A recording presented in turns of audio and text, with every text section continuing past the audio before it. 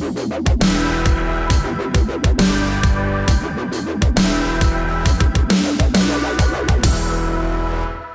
ballsy move from Donald Trump Jr., who just released, we're taping this just hours after this happened, released his entire email chain from Russiagate, believe it or not.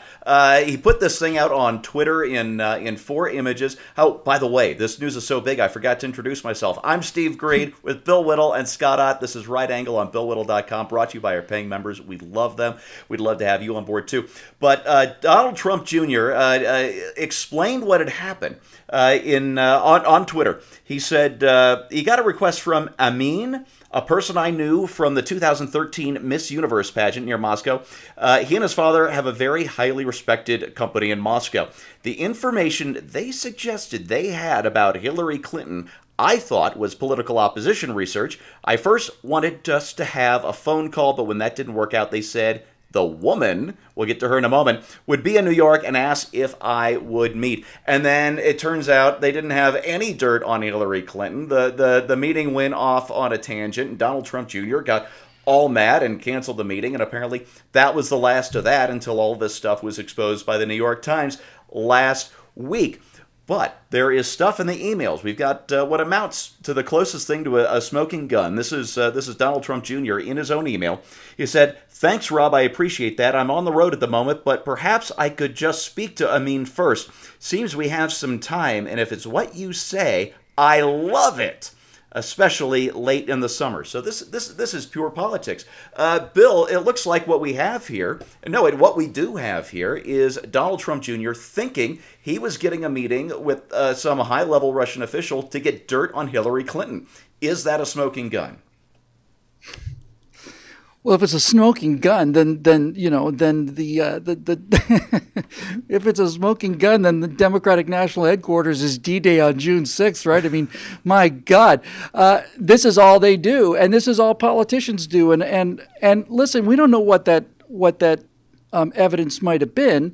It might have been something really shocking. It might have been something important enough to bring Hillary Clinton down. It might have been something like, I don't know, that maybe she posted national security secrets on an open server or something, or took money maybe from the Russians while diverting our uranium Russians, that way to sell our uranium. Maybe something on that level. Now, of course, none of that panned out. But if that's the smoking gun, then good, because the mainstream media and the Democrats will not let this go. They are pot committed now. They have every single penny they've got on the table with the Russia story. And if CNN internally says that there's nothing here, then that just means that the fall is going to be even greater, right? They're going to continue to stream about this until they get nothing. Now, this is becoming the left's birth certificate issue. And by the way, I still maintain there's some interesting irregularities about Obama's birth certificate, but put that aside. They're going to put everything they've got into this, and when it's all over, there's not going to be anything there, nothing provable. There's not going to be anything, and they're going to look ridiculous. They look ridiculous now. And I think that's it. If it turns out that the sum total of the earth-shaking events is that one of Donald Trump's campaign managers gets a phone call from somebody saying, "We have information on Hillary Clinton that you might be interested in," and he decided to take the call, and then that's it. If he had taken the call, had found out that it was false, and then decided to run with it anyway, now you've got a story. Now you've got the DNC, but I don't see any evidence of anything out of the ordinary here. Steve, I'd like to. Oh yeah, sorry, Scott, go ahead. Can I preempt your prerogative to ask Bill a follow-up question? Yeah.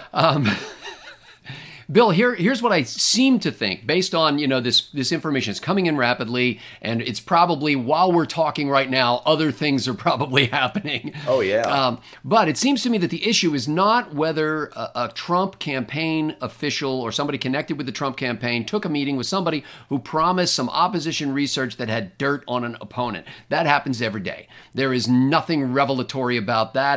That's the business they're in. If John Podesta had come to Donald Donald Trump Jr. and said, hey, I've got some dirt on Hillary Clinton, and he took that meeting, I don't think we'd have the same situation.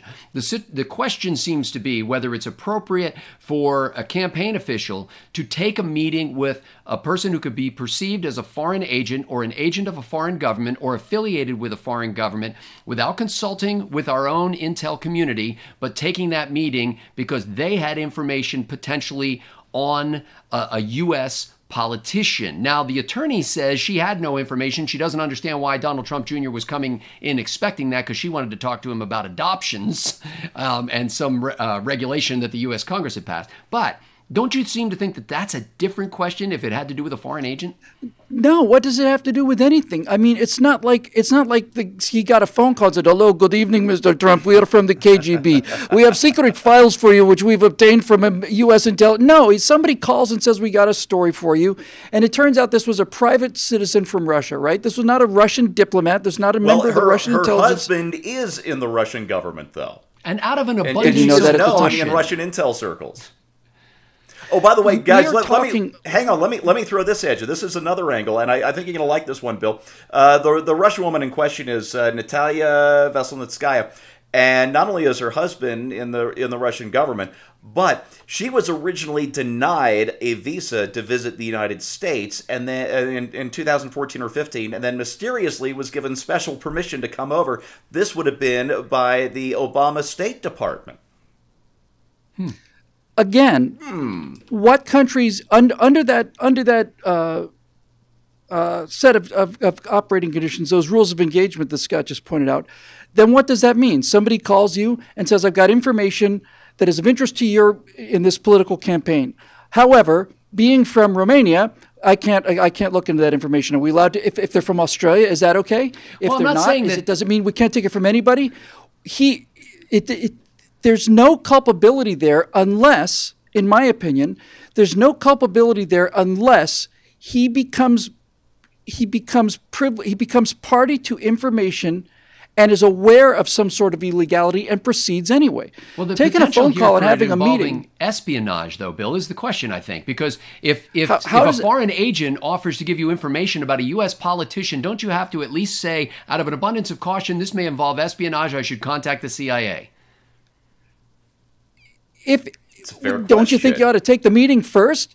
I mean, if it turns out, if I were in the CIA, no. Look, if Donald Trump's son has to clear every single phone call that he gets regarding political information with the CIA and the FBI, I find that an unreasonable standard. Now, turns out he took the meeting, turns out there was nothing there, turns out he was angry and he left, and that's appropriate. If it turned out that he'd taken the meeting and if he had found out that the information that he'd gotten on Hillary Clinton was obtained through some sort of a leak or some sort of an agent or some sort of a mole or something, and then he doesn't go to the FBI or the CIA, now you've got a case. But there's no evidence of that. It's a phone call with somebody who says we've got information. I genuinely don't see anything here. I really don't.